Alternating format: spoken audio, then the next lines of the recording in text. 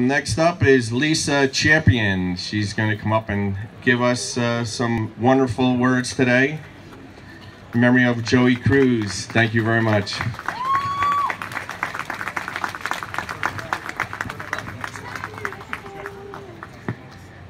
Good morning. I would like to start by thanking Maria and both the Dutchess and Ulster committees members for giving me the opportunity to share my story today. Suicide is the 10th leading cause of death in our country for all ages. About 800,000 people die by suicide in the world each year. That is one death every 40 seconds. About every day, 123 Americans take their own lives. For every one suicide, there is 25 attempts. I am one of those attempts. Several years ago, I was at a very low point in my life. I was depressed, anxious, and felt so alone. I felt like no one liked me. How could they? I didn't even like myself. During this time, I made 2 attempts to take my own life. It felt as if I was in a dark hole that had no way out. I wanted all the pain to go away, and the only way to make it stop was to take matters into my own hands. Thankfully, I am lucky enough to have a large support system that recognized that I was in trouble. After going to therapy and getting off the depression medication that I was on, I started to turn a corner and realize I didn't really want to die. I just wanted the pain to go away. It took a long time, but I now know how to work through those difficult times in life and how to get myself out of the darkness that I was feeling. I will never forget the day my brother hugged me and said, "What are you, stupid?" after he found out that I tried to take my own life. In the same moment, he hugged me tight and said, "You can never leave me."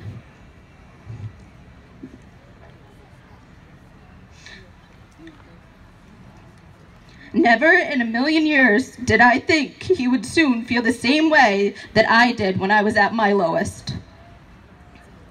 In 2015, my brother took his own life. He was the person that I looked up to most in this life. He was the life of the party and lit up every room that he walked into.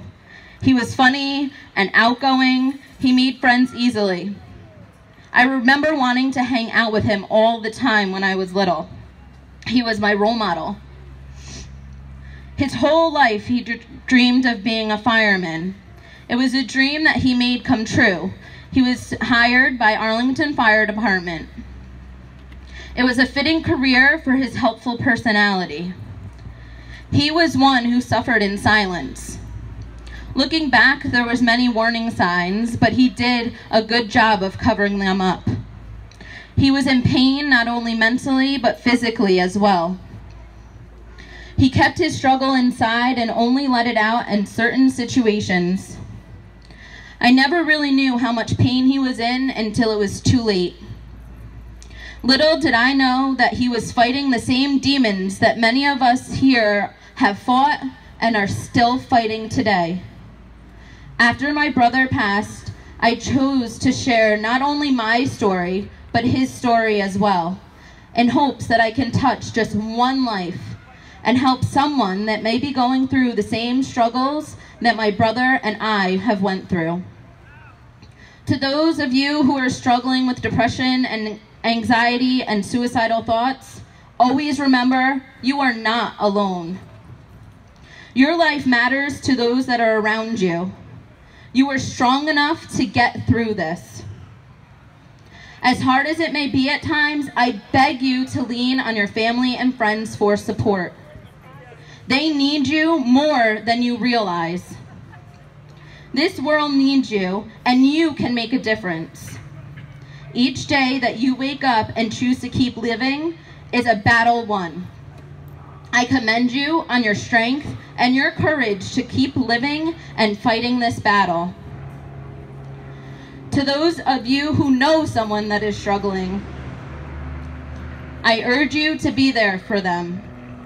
Don't be afraid to talk to your friends and loved ones about how they are feeling. If you are worried to If you are worried, then tell them that you are worried about them. Keep a close eye for warning signs. If someone you know is talking about killing themselves, is feeling helpless, is in unbearable pain, or talks about feeling trapped, they could be contemplating taking their own life. If your loved ones are withdrawing themselves, drinking, or using drugs, if they are isolating themselves from friends and family, it may be time to get them help. If someone you know is anxious, depressed, irritable, has lost interest, or is angry, they could be suicidal. Look for those signs and do not be afraid to address a friend or family member that may be thinking about taking their own life. I wish I had paid closer attention to these warning signs before I lost my brother. To those of you who have lost someone to suicide, you've probably heard this a million times, and most likely you do not believe it.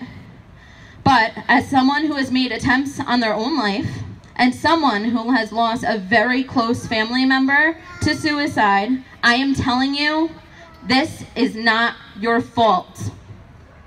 This person was suffering and was in a lot of pain. It is time to come together as friends, family, and a community to stop suicide. Everyone here can make a change in just one person's life and even save somebody's life. Pay closer attention to changes in moods and behaviors. Talk to your friends and family members about how they are feeling and concerns you may have about them. Have that awkward conversation. Let them know that you care. Assume you are the only one that is going to reach out. Ask directly about suicide. You can save a life.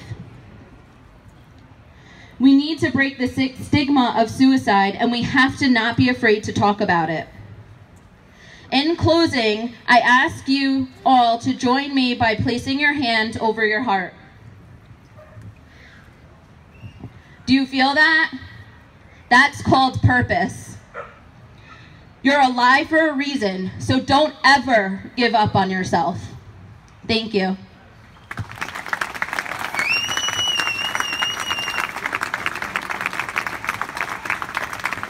The champion making a difference.